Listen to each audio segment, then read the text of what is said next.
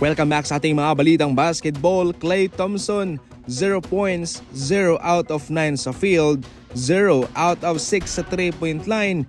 Mayroong 4 na turnovers at sa plus-minus meron siyang -14. Ibig sabihin niyan, kung siya'y nasa loob ng court, na-outscored sila ng 14 points ng kalaban. Sila'y natatambakan ng 14 puntos kapag siya'y nasa loob at naglalaro.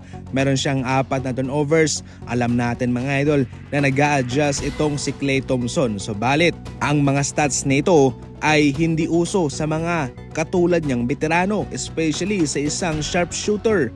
0 out of 6 sa 3-point line, walang naipukol galing sa field. Bokya si Klay Thompson laban sa Clippers. Ganyan din ang kanyang performance noong nakarang season para sa Golden State Warriors, especially sa kanilang huling laban kontra sa Sacramento Kings, kung saan kinakailangan sana ng Warriors ang kanyang tulong. Mayroong masamang balita at magandang balita para sa Dallas Mavericks patungkol sa naging performance ni Klay Thompson.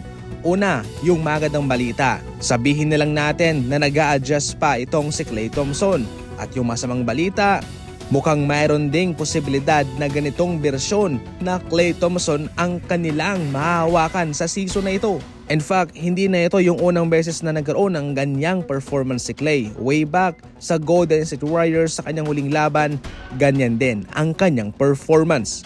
Sa ibang balita naman, habang nagkaroon ng timeout, itong sa Stephen Curry ay patuloy pa rin nagbibigay ng pointers, mga tips kay Buddy Hield mga idol. Ito'y kanyang tinutulungan. Number 1 si Buddy Hield sa listahan sa mayroong pinakamaraming naipukol na 3 sa huling 3 season sa NBA at pangalawa sa Stephen Curry. Pero gayon pa man, tinuturuan pa rin siya ni Stephen Curry kung paano yung tamang footing at yung tamang bitaw.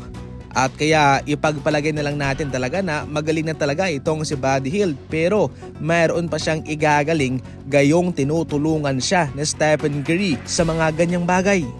Sa ating huling balita, interesado ang Lakers kay Nick Richards ng Charlotte Hornets. Sa mga nagdaang araw, nagpakita nga ng interes ang Lakers sa pagtitrade ng isang big man para matulungan sila.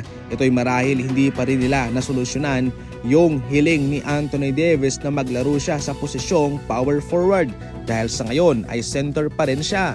Sa edad na 26 years old, hindi pa ganong veterano itong si Nick Richards at hindi rin siya malaking isda, pero gayon pa man mabibigyan niya ang Lakers ng 9.7 points per game and 8 rebounds per game at meron pang 11 blocks per game mga idol. Sa loob yan ng 26 minutes, ang mga numerong iyan ay malaking tulong na para sa Lakers na nangangailangan ng center. Yan ang kanyang mga stats sa loob ng 65 games at meron din siyang 51 starts.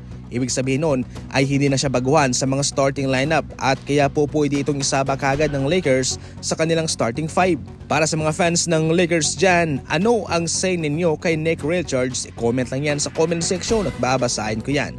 Para sa mga fast break at walang kuskus balungos na balitaan, tumutok lang palagi, and as always, thank you for watching.